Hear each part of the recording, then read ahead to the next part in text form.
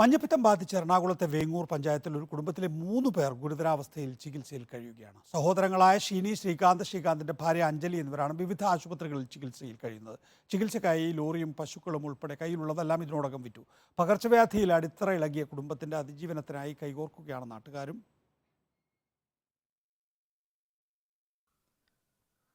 മഞ്ഞപ്പിത്തം ദുരിതം വിതച്ച വേങ്ങൂരിലാണ് ഞാനിപ്പോൾ നിൽക്കുന്നത്. വേങ്ങൂരിലെ എനിക്ക് പിന്നിൽ കാണുന്ന ഈ വീട്ടിൽ ഇപ്പോൾ ആൾതാമസമില്ല.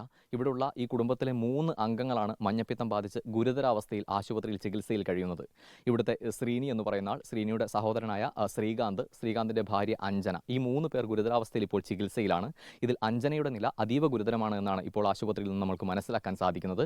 ഈ പ്രദേശമാകെ വലിയ ഭീതിയിലാണ്. കാരണം സാധാരണക്കാർ തിങ്ങിപ്പാർക്കുന്ന പ്രദേശമാണ്. അവിടെയാണ് ഒരു കുടിവെള്ള പദ്ധതിയിൽ നിന്നുള്ള വെള്ളം ഇത്രയും വലിയൊരു ദുരന്തം വിതച്ചത്. ഇവിടെ വാഹനങ്ങൾ വിറ്റ്, അതുപോലെ പശുക്കളെ വളർത്തിക്കൊണ്ടിരുന്ന വീടാണ്. പശുക്കളെ വിറ്റ് അത്തരത്തിൽ കയ്യിലുള്ളതെല്ലാം വിറ്റുപെറുക്കി ചികിത്സയ്ക്ക് നൽകേണ്ട സാഹചര്യത്തിലേക്ക് വേങ്ങൂർ പഞ്ചായത്തിലെ ജനങ്ങളുടെ ജീവിതം മാറിയിരിക്കുകയാണ്. നമ്മളോടൊപ്പം ഇവിടുത്തെ പ്രദേശവാസികൾ ചേരുന്നുണ്ട്.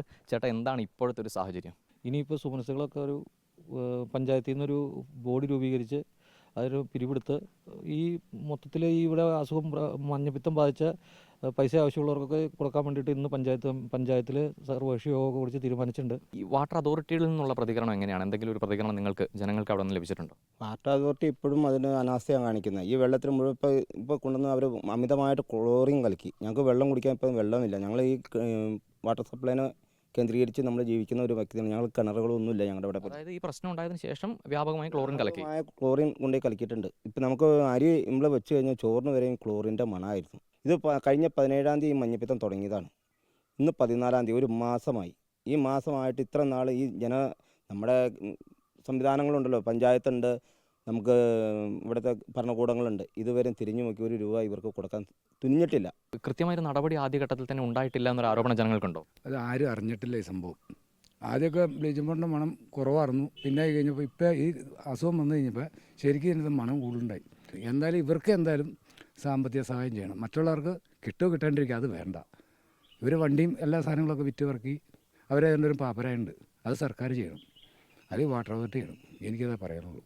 ഈ വീട്ടിലെ 3 ആളുകൾ, അതുപോലെ ഈ പ്രദേശത്തുള്ള പല വീടുകളിലെയും പല ആളുകളും അതീവ ഗുരുതരാവസ്ഥയിൽ, ജീവൻ അപകടത്തിലാകുന്ന നിലയിൽ ചികിത്സയിൽ തുടരുകയാണ്. കൃത്യമായ അനാസ്ഥ തന്നെയാണ് ഉണ്ടായിരിക്കുന്നത്. കൃത്യമായി പറയുകയാണ് എങ്കിൽ ശുദ്ധമായ കുടിവെള്ളം ജനങ്ങൾക്ക് എത്തിക്കാനുള്ള ഉത്തരവാദിത്വം വാട്ടർ അതോറിറ്റിക്കുണ്ട്.